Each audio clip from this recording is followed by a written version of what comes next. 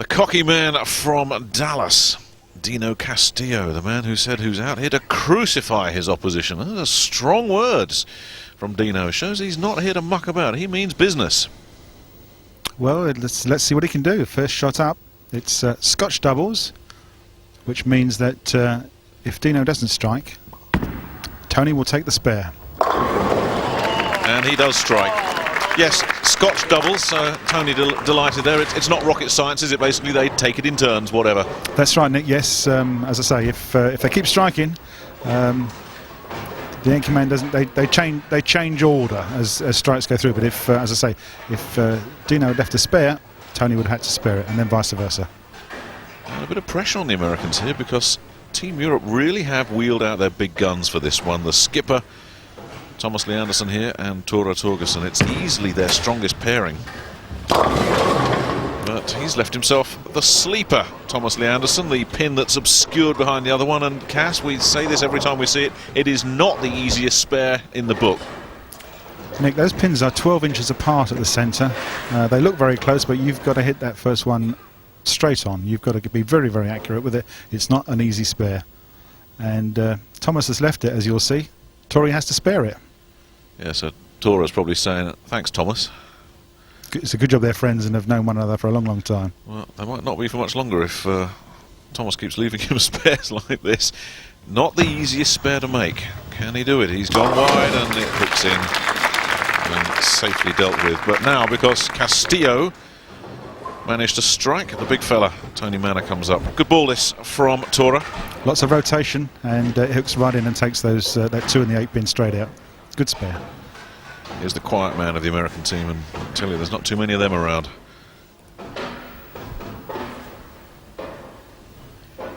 Real nice guy though as well, Tony Manna. Are we looking for a strike? Oh, he doesn't get it. No, pretty high on the head pin that first shot. 4 pin left standing, it wobbled a little bit, but he wasn't quite in the pocket. And as we've seen, because Tony didn't strike, Dino will have to make the spare. And this is Scotch doubles.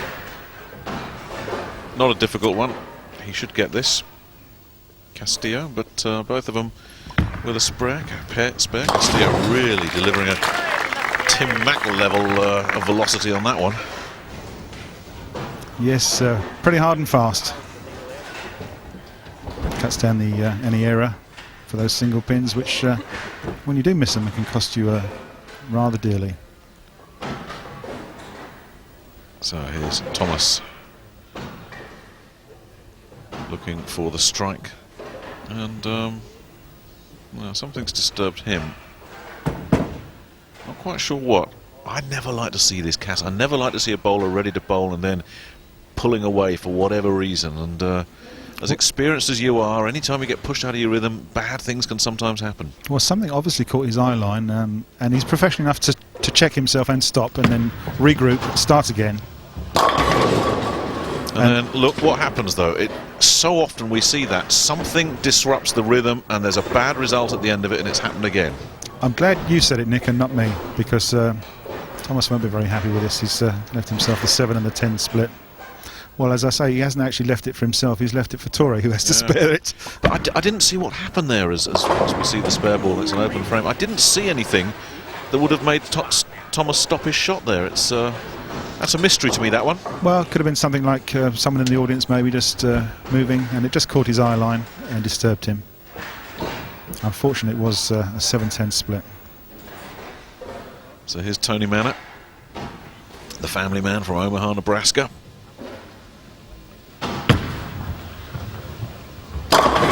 And he's got it. The 7 was a bit lazy, but he's got rid of it. Yeah, that extends the lead for Team USA. That's strike, spare, strike they've gone, while Team Europe have had the 1 open frame.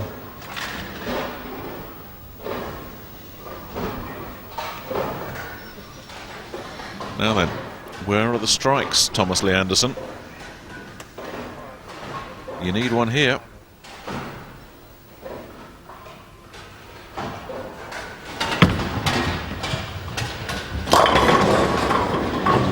Goodness me. Oh, unbelievable that 7 pin is actually standing. That was a really good shot right in the pocket. And Thomas jokes with Torre because he thought it was going to be a strike as well. Sometimes there is luck in this game. And sometimes you get lucky, sometimes you don't get a break. And here, Tomas did not have Lady Luck in his corner. I'd prefer to call it misfortune, but the way that 7-pin wobbled, it was bad luck. Torgersen hasn't had a strike ball to bowl yet. That's right, no, it's he won't get a shot until Tomas has got a strike.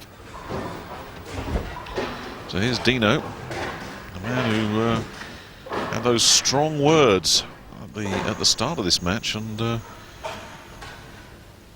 it's a positive start the Americans have made to this match, no question about it, against the big guns of Europe.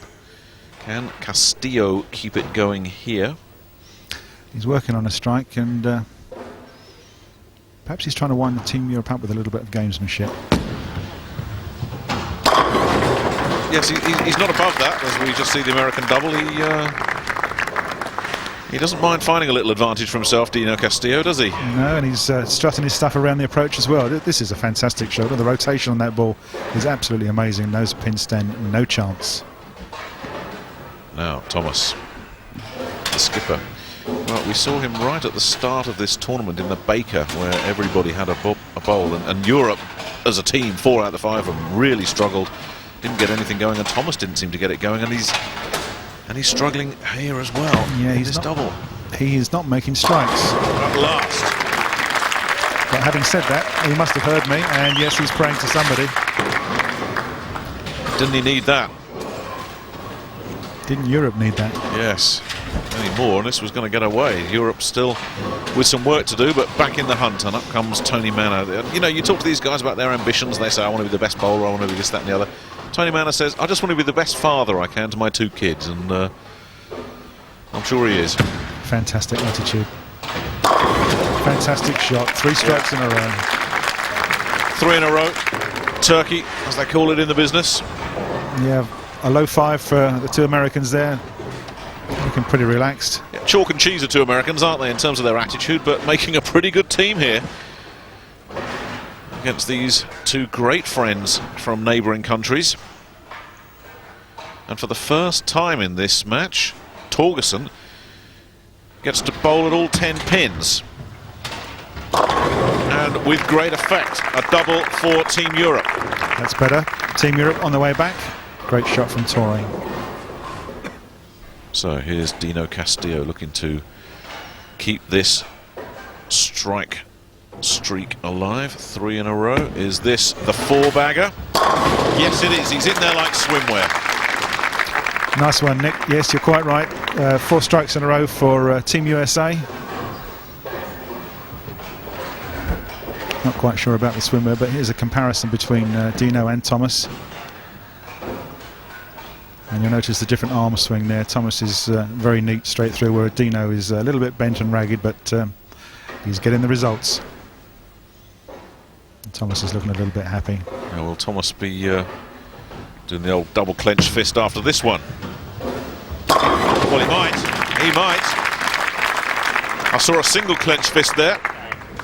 I think he knows that they need a few more of those. 3 in a row for Team Europe. But the way these Americans are bowling, they're setting a very hot pace. And this is the guy that really has... Well, they both bowled well, but Tony Manna has just been superb. Nick, if these guys keep going and strike off, they're going to go 280, which is a fabulous game for doubles. It would certainly put them in a winning position. And Tony has just got the radar locked in at the moment. Yeah, I actually thought we'd send that shot rather wide, but you saw the rotation in the back end. It just picked up and turned left and devastated those pins. 5 in a row for the American pair. And in this situation, Team Europe have just got to say, well, we don't mind what the Americans are doing, we just got to concentrate on our game, because you can't control what your opponents are doing. All you've got to do is stick to your own game. But Torgersen will know that anything less than a strike here, and this thing is virtually beyond them. Nick, it's getting that way because we're in frame 7 already. Oh, that 10 took an age, but it went. It was a slightly light hit on the pocket. It twisted around a bit, but eventually it went, so it has given Torre the strike. See, it's a very light hit, and the bit of deadwood in the gutter there just took that 10 pin out. And it just means, doesn't it, that USA and Castillo need a strike here just to maintain that advantage that they have. Anything less than the Europeans could just chip away. Well, the nice thing is they both seem to be locked into the strike pocket, Nick. Both Dino and Tony striking at will. Can Castillo keep that going here? Oh, well, it was just never in any doubt. That is superb bowling. Skipper Tim Mack has sent this team out against the top Europeans and is saying, yeah, attaboy. Well, 6 in a row, a six-pack is good in anybody's book. Yeah, Tim watching that all the way down. Is it a strike? Oh yeah, says Tim, he knew. And as much as they're all good mates, Tim Mack is a skipper who will boot some backsides if he has to. He hasn't had to yet. His team has been terrific. Leandersson's got a strike here, and something bothered him at the point of attack there, but not at the other end. Well, let's just hope he didn't go over the foul line, because that's a strike now. What's happened? You can obviously see that he's stuck on the approach. A bit of trouble there, and there he goes. He's almost over the foul line now. Let's see what's happened. Well, Bernie White will be on top of that, our match referee. I mean, the ball is good. The ball has gone, and it's right in the pocket, and it's a strike. But has he gone over the foul line? Unless Bernie tells us anything, we'll assume that it was a strike. And Bernie has... No, it was a foul, because now Torrie is bowling the spare. There was a foul, you see. Now, they would have scored 0 on the first ball because Thomas went over the line, which meant that Torrie had 10 pins to shoot at for a spare, which unfortunately he didn't make and only scored 9. So an open frame, and that is the death knell for Tomas Leandersson and Torgersen, and that really sums up Leandersson's game, doesn't it? I mean, it's been a miserable one for him, and a foul. Well, I can't actually think what happened. I mean, something's got between the sole of his shoe and the surface of the land. Well, we saw him unhappy about something earlier, and just sort of got out of his rhythm. And talking about rhythm, there's no problem at all. Tony Manna and the Americans are turning this into a procession, but Leandersson just seems to have been fighting this all the way. I don't know. I mean, see if we can get a proper look at it here. It just, I mean, this is so unlike Leandersson, isn't it? I've never seen him do this before, but and there it is. He's straight over it. He can't stop himself.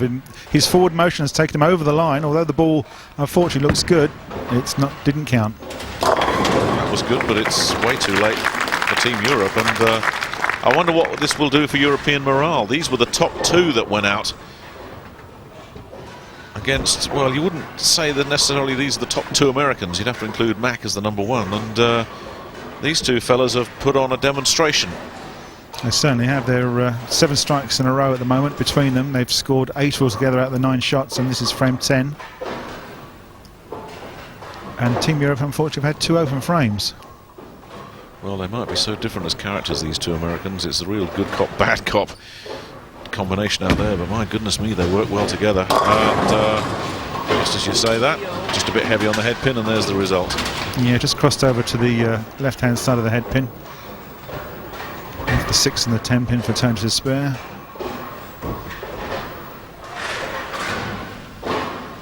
So here comes the man they call the fridge. And he's chilled out the spare. Takes the spare and earns himself a bonus ball, which Dino will take.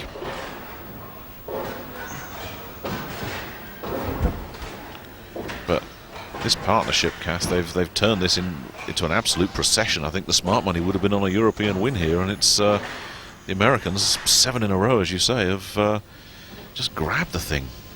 Well, it's going to be a 250 game, depending on what Dino scores here. And it's another strike, so yes, it's 258, which is a marvellous doubles game. Absolutely great.